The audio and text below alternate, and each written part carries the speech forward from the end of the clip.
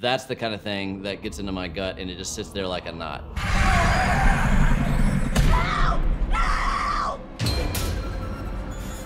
Michael Yates from the UK asks, did you go through a lot of storylines before choosing this one? The answer is, I had 3 ingredients I wanted. Synchronized possession, multiple perspectives of possession from different religious standpoints, and I wanted Ellen Burstyn. Exorcism is a ritual. Every culture, every religion, they all use different methods. It's going to take all of them. MigF99 in Portugal asks, how did you deal with the pressure during the production of the film? The pressure made it challenging, but I think David and his team delivered an amazing movie, and I'm very happy with the result. The body and the blood! Catherine! The body and the blood! Sergio in Spain would like to know, how have you been able to maintain the essence of the classic, but at the same time include those innovative touches? We made a great, new, original take, but there's a lot of DNA of the original Exorcist in The Exorcist Believer. Make it stop, it's hurting!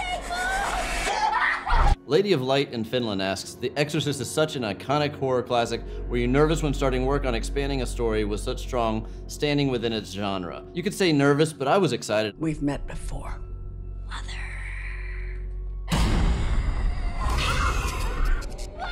Andreas Capallo in Germany would like to know, Blumhouse Productions has continued or remade several cult films in recent years.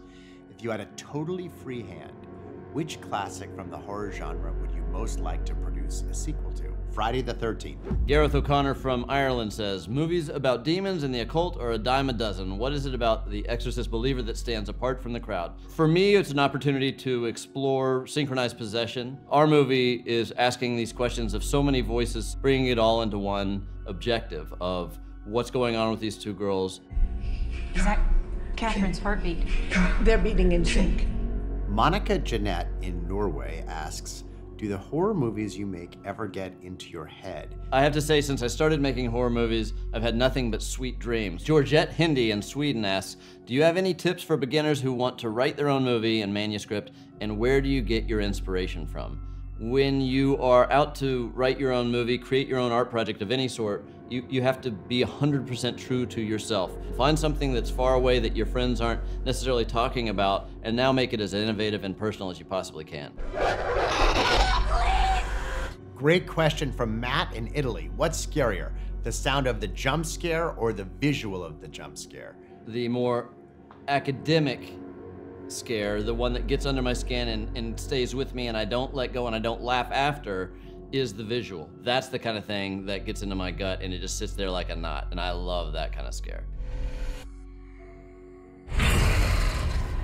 We want you to see The Exorcist in a big movie theater with lots of people around you, and we want you to scream and be very excited, and don't see it anywhere else.